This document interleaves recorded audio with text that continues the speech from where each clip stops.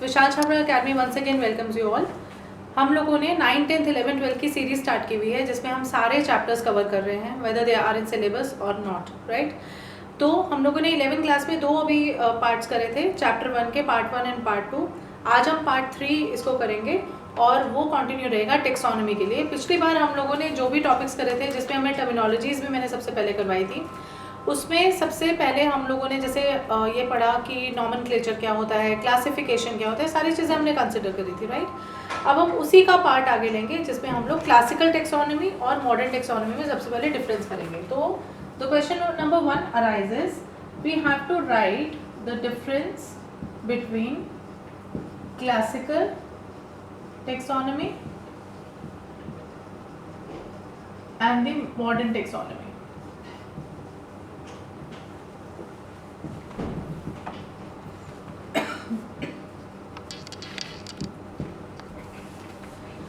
Classical taxonomy is based on the observable morphological characters। जो observable, जो हमें नज़र आते हैं, morphological characters मतलब जो बाहर से हमें नज़र आते हैं, classical taxonomy उसके ऊपर based होती है, right? With the normal individuals considered to be the expression of the same, जो कि उनके अंदर जो भी categorize होते हैं उसके अंदर organisms, उनके सिर्फ morphological characters को follow किया जाता है, उसी के base पे classical taxonomy होती है, right?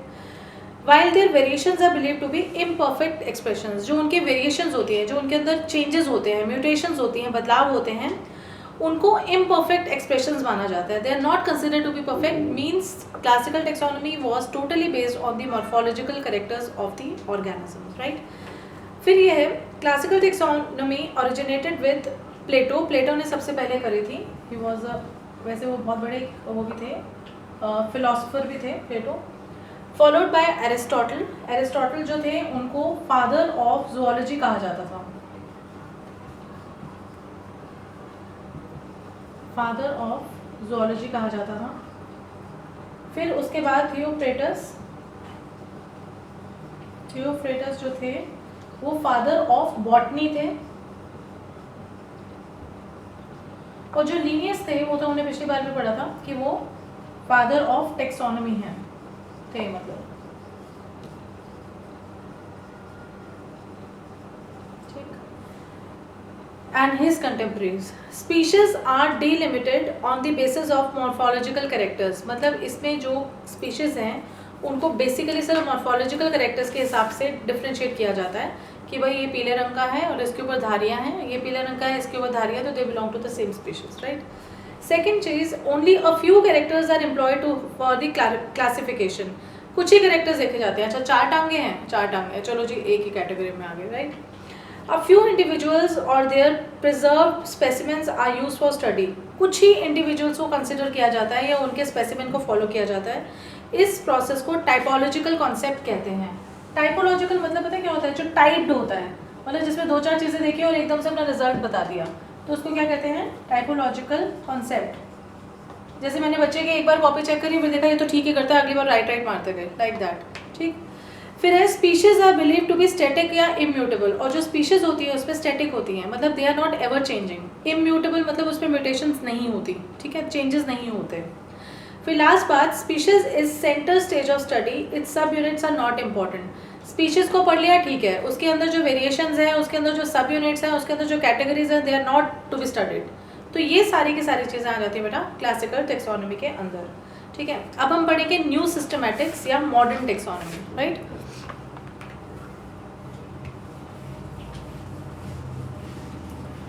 मॉडर्न टेक्सोनॉमी जो है, the term new systematics was coined by Julian Huxley.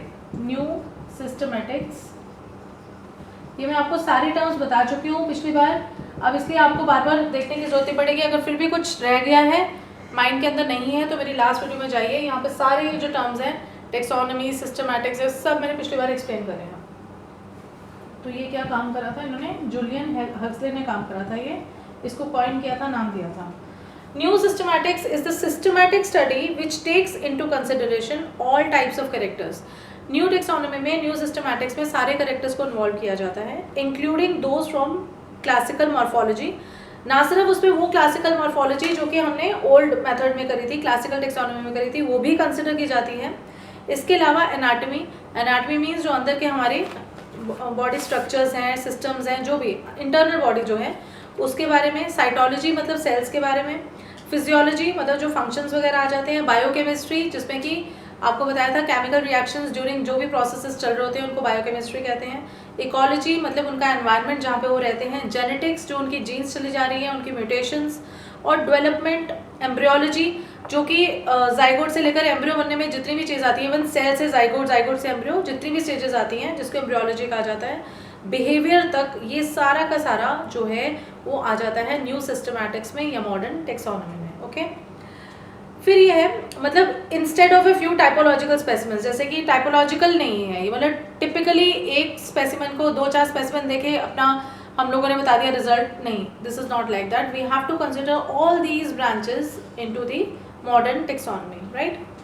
In contrast, classical systematics is based on the study of mainly morphological traits of one or few specimens. मैंने बताया ना कि जो old वाली है, जो क्लासिकल है, उसमें थोड़े बहुत मॉर्फोलॉजिकल फीचर्स को फॉलो किया जाता है, फ्यू स्पेसिमेन को कंसिडर किया जाता है, और जो थोड़े बहुत हम लोगों को सबूत मिलते हैं, एविडेंसेस मिलते हैं, उसी के बेसिस पे हम इन्फ्रेंस निकाल लेते हैं।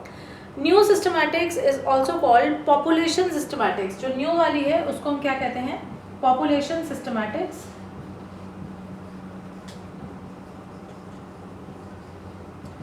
Don't write notes, I will provide this to you in the description box. Last वाले मैंने डाल दिए थे। एंड बायोसिस्टमैटिक्स, इसको बायोसिस्टमैटिक्स भी कहा जाता है।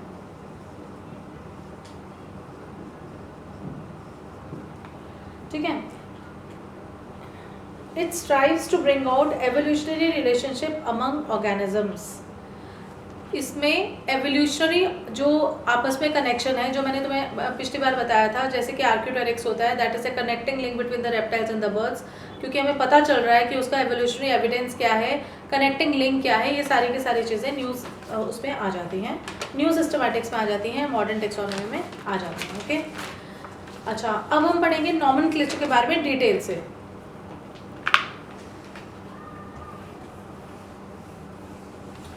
नॉमेनक्लेचर में मैंने आपको पिछली बार बताया था कि दो नाम, मतलब दो चीज़ें होती हैं उसमें। एक स्पीशीज होती है, जेनरिक नेम होता है, उनको अंडरलाइन किया जाता है, पहले वाला कैपिटल होता है, दूसरे वाला स्मॉल होता है, इटैलिक्स में किया जाता है। ये सब चीज़ें हम लोगों ने पिछली बार कवर करी थी। ठीक है, तो 2 types of names have been given to the organism, common name and the scientific name. Common name वो है जैसे आपको घर में बोलते हैं पप्पू, राजू, और स्कूल में जो आपका नाम होता है वो अलग होता है। तो इसी तरह से जो सारे ऑर्गेनिजम्स हैं उनका दो तरह से नाम लिया जाता है। एक कॉमन नेम होता है, जैसे हमने बोल दिया जैसे बैंगन या ब्रिंजल बोल दिया, वो उसका कॉमन नाम है, लेकिन उसका जो साइंटिफिक नाम है वो सोलेनम नाइग्रम है। ठीक है, अच्छा, they are names given to organisms in a particular language and region of the world. जो कॉमन नेम्स होते हैं वो क्या होते हैं? जो कि एक पर्टिकुलर एरिया में, एक पर्टिकुलर रीजन में बोला जाता है।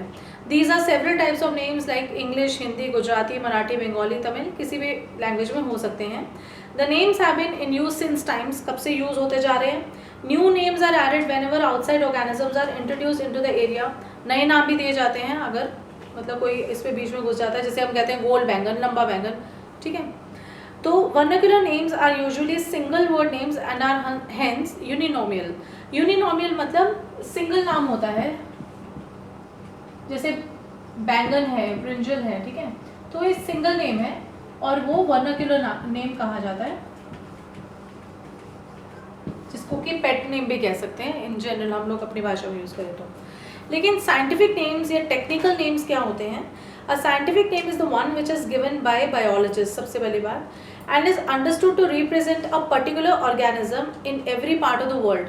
अगर हमने बोल दिया रेप्टाइल, तो इसका मतलब ये नहीं कि सिर्फ हिंदुस्तान की छिपकली इसमें आएगी। Reptile will cover all the reptiles in the world. Okay, that is, it is universal. Second thing, scientists ensure that a name being given by them has not been used earlier. अगर हम लोगों ने किसी lizard को नाम दिया या फिर किसी बर्ड को नाम दिया, पिजन को नाम दिया, तो ये नहीं है कि मतलब वो एक ही जगह यूज़ किया जाएगा। पहली बात तो वो यूनिवर्सल, हर जगह एक ही नाम रहेगा। ठीक है, और दूसरी बात ये है कि ये नाम पहले यूज़ नहीं होना चाहिए। अब जैसे ये ना कि मेरा नाम अगर सपोज ममता है तो 25 लाख ममता होंगी हिंदुस्तान में, नहीं, लेकिन ऑर्गेनिजम्स के लिए ऐसा नहीं होता। पिजन का नाम अगर कोई है, जैसे एविस डोमेस्टिका है, तो उसका बाय चांस, आई थिंक एक बार फिर भी चेक कर लेना, आई डोंट रिमेंबर, तो मैं ये कह रही हूँ कि जैसे उसका जो साइंटिफिक नेम है वो वही रहेगा और किसी और ऑर्गेनिज्म का वो नाम कॉपी नहीं हो सकता। मिलता जुलता हो सकता है फिर भी, लेकिन कॉपी नहीं हो सकता। जैसे फ्रॉग है और टोड है, टोड का है बुवो मेलानोस्टिक्टस और फ्रॉग का है राना टिग्रिना, ठीक है।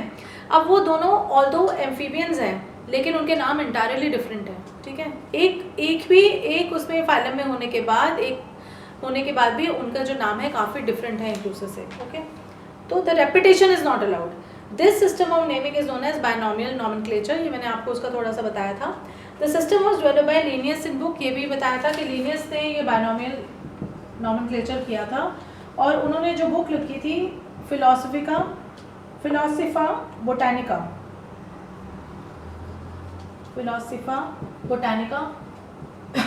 ये प्लीज़ नाम याद रखिएगा क्योंकि ये इंपॉर्टेंट है और आ जाते हैं।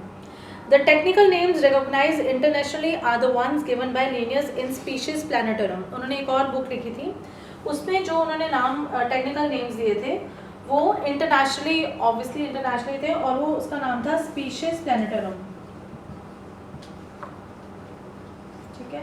और ये उन्होंने लिखी थी 1753 में। And the 10th edition of his book Systema Naturae, ये सबसे फेमस हुई थी उनकी, ये उनका 10th एडिशन था बुक का, सिस्टमा नेचुरी, ये प्लीज आप याद कर लेना, ठीक है। Binomial nomenclature is the system of providing organisms with the appropriate and distinct names consisting of 2 words. इसमें 2 नाम होते हैं, एक जेनेरिक नाम होता है और एक स्पेसिफिक होता है। The first is a generic name known as genus. It is like a noun and its first letter is written in the capital form, ठीक है। इतना मैं बता चुकी हूँ। जैसे कि सपोज ये होमो सैपियंस है, ठीक, या फिर मेंजीफेरा इंडिका है आम का, मेंजीफेरा इंडिका। तो इसमें जो फर्स्ट नाम है वो कैपिटल में है, दूसरा जो है स्मॉल में है, दोनों अंडरलाइंड है, इटैलिक्स में है, राइट। और द सेकेंड नेम जो होता है, द सेकेंड वर्ड और specific epithet represent the species, ये स्पीशीज को रिप्रेजेंट करता है। It is like an adjective, ये एडजेक्टिव की तरह होता है, पहला नाउन की तरह होता है, दूसरा एडजेक्टिव की तरह होता है, वो भी मैं आपको समझाती हूँ कैसे होता है। It is like an adjective. Its first letter is written in small form except occasionally when it denotes a person or the place. To the 2-word name is appended the name of the taxonomist, yes, who discovered the organism and provided it with a scientific name. देखिए क्या होता है कि पहला generic name हो गया, दूसरा specific name हो गया, ठीक है। पहले वाला जो कैपिटल हो गया, दूसरा वाला स्मॉल हो गया, इटैलिक्स में हो गया या अंडरलाइंड हो गया। उसके बाद जैसे कि ये है फाइकस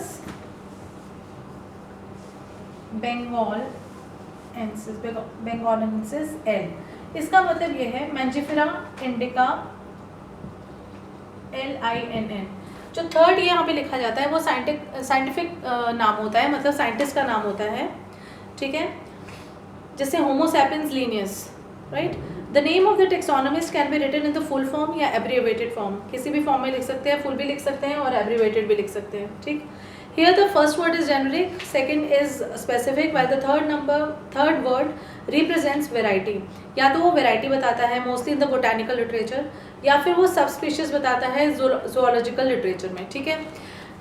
कहने का मतलब ये है, जैसे कि अभी मैं आपको बताती हूँ, पहली चीज़ जो होती है वो जेनेरिक होती है, दूसरी स्पेसिफिक होती है, उसके बाद अगर जो तीसरा नाम आता है या तो वो बताता है बोटानिकल लिटरेचर से या फिर वो zoological लिटरेचर से के बारे में होता है अगर सब स्पीशीज़ की बात हो रही है, नहीं तो साइंटिस्ट का नाम आता है, टेक्सोनोमिस्ट का नाम आता है, जिसको हम या तो एब्रीवेशन में लिख सकते हैं या फिर फुल फॉर्म में लिख सकते हैं। वो यहाँ तक सबको क्लियर हो गया होगा।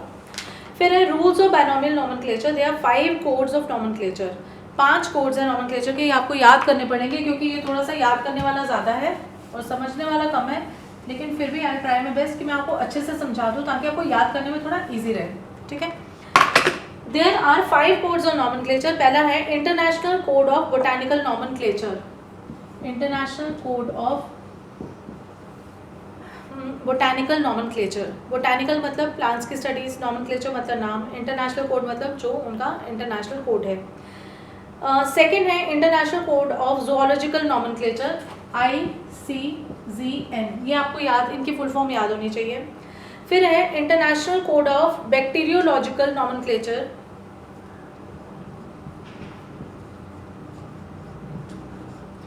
International code of bacteriological nomenclature के बाद है international code of viral nomenclature ICVN and international code of nomenclature for cultivated plants ICNCP.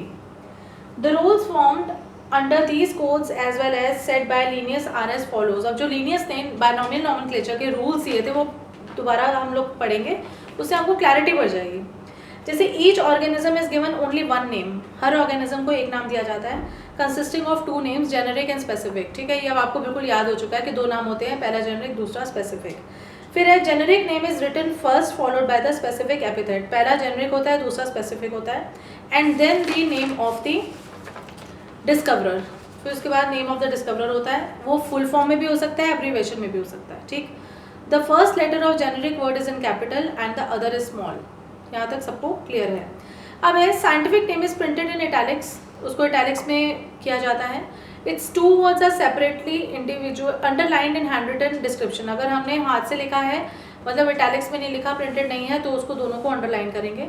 It's an exception when the biological name is written as the title of the paragraph. अगर paragraph के title के रूप में हम use कर रहे हैं तो देन इट्स एन एक्सेप्शन, तब नहीं होता है ऐसे. ठीक है, फिर है the name of the author is kept in Roman script. जो ऑथर का नाम है वो रोमन स्क्रिप्ट में होता है. Original names were taken from Latin and Greek languages. जो इनके ओरिजिनल नाम लिए गए थे या तो ग्रीक लैंग्वेज से लिए गए थे या फिर लैटिन से लिए गए थे.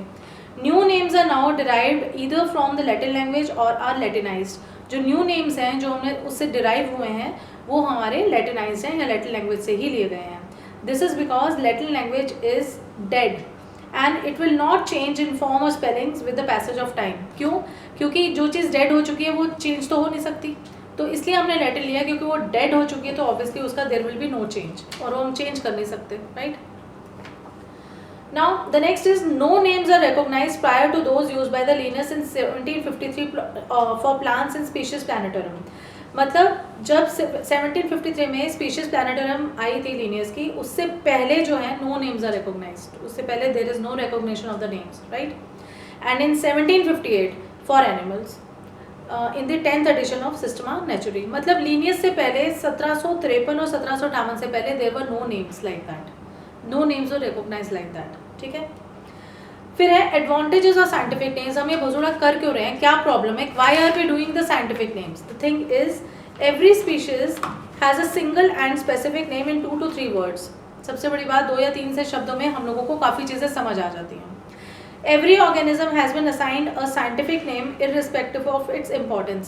ये गंदा है, ये कूड़ा मचाता है, महामारी मचाता है, या लकड़ी देता है, या आम देता है, कुछ भी देता है, लेकिन irrespective of its relevance and economic use उसको नाम दे दिया जाता है. भाई अगर बच्चा नालायक भी हो, लायक हो, ऊंचा हो, नीचा हो, काला हो, गोरा हो, नाम तो दोगे ना, that's it. फिर है there can be no change in the spellings of the scientific name. नाम में चेंज नहीं हो सकता, स्पेलिंग में चेंज नहीं हो सकता. क्यों? क्योंकि latter has been derive from dead Latin language. अब वो लैंग्वेज जो है वो खत्म हो चुकी है, तो इसलिए अब कुछ चेंज तो हो नहीं सकता. तो दैट्स अ थिंग. फिर है names are universal for all countries, universal हैं. फिर है नेम इंडिकेट द रिलेशनशिप और species with other present in the same genus. अब जीनस एक है, ठीक है, स्पीशीज अलग हैं, तो ऑब्वियसली उनका इंटर रिलेशन भी हमें पता चल जाता है. फिर है कॉम्प्रिहेंसिव है एंड ईजी टू रिकलेक्ट है, एकदम से नाम लिया एकदम पता चल जाता है. And wrong names can easily be corrected, wrong names भी हैं तो उनको भी इजीली करेक्ट किया जा सकता है. A new discovered organism can be easily provided with a new scientific name. अगर कोई नया ऑर्गेनिज्म है तो उसको ऑब्वियसली नया साइंटिफिक नेम मिलेगा, पुराने वाले का नाम नहीं देंगे उसे हम. So these are the advantages of scientific names. I hope I am clear. यहाँ तक अभी सबको क्लियर है. फिर भी any questions, any queries, you are always welcome in the comment box. Notes will be given to you in the description box, and please do not forget to like, share and subscribe my channel if you really like it. Goodbye, take care.